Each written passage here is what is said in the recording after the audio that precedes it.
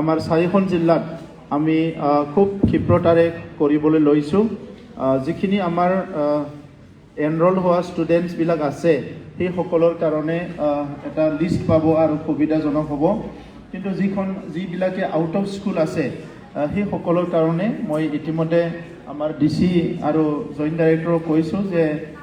যিসকল আমাৰ আশা কৰ্মী আছে বা গাঁওবুঢ়া আছে তেখেতসকলক আজিয়ে আমি এটা নিৰ্দেশ দিব লাগে যে অহা 3 দিনৰ ভিতৰত বা 4 দিনৰ ভিতৰত নিজৰ গাঁওবিলাকত স্কুলত নোযোৱা আউট অফ স্কুল যিসকল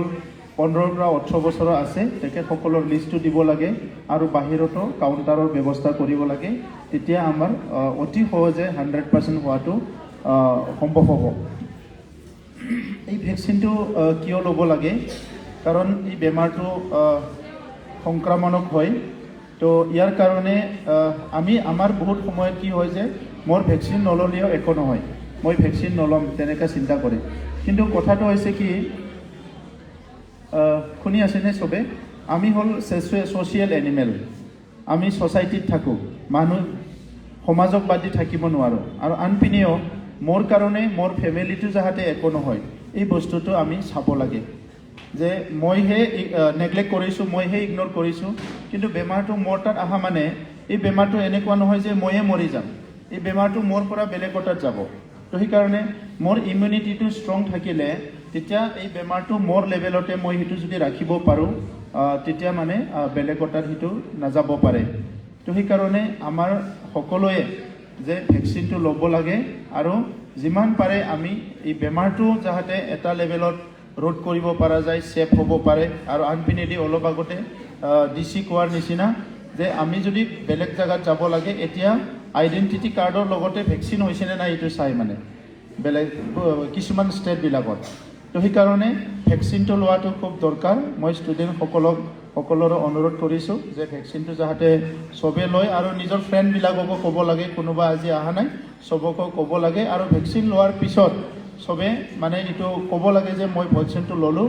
ইটছ অ'কে সবে ল'ব লাগে বহুত সময়ত কি হয় কোনোবা ভয় কৰে এতিয়াও কোনোবা ভ্যাকচিন নল'ম কিবা নল'ম কৈ থাকে এইবিলাক মানে আজি সায়েন্সৰ ইমান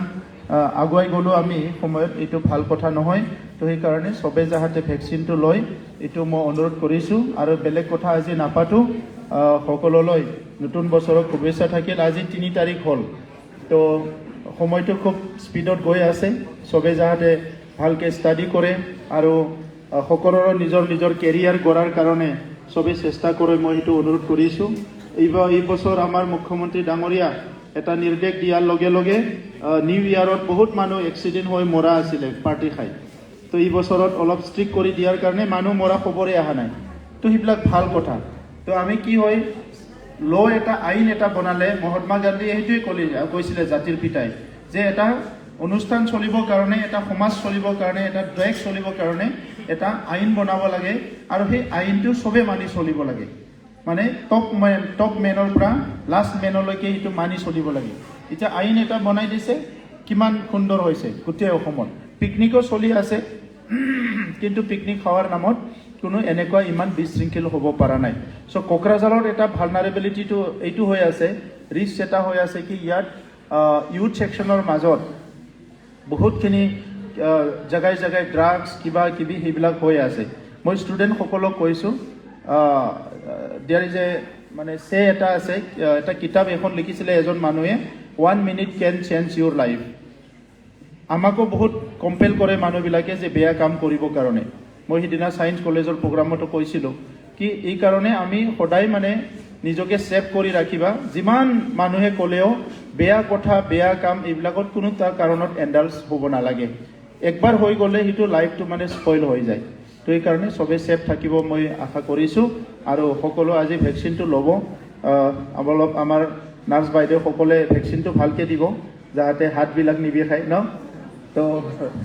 মানে অলপ মৰম চৰম কৰি ভালকৈ দিলে হ'ল চবক ঠিক আছে তো থেংক ইউ ধন্যবাদ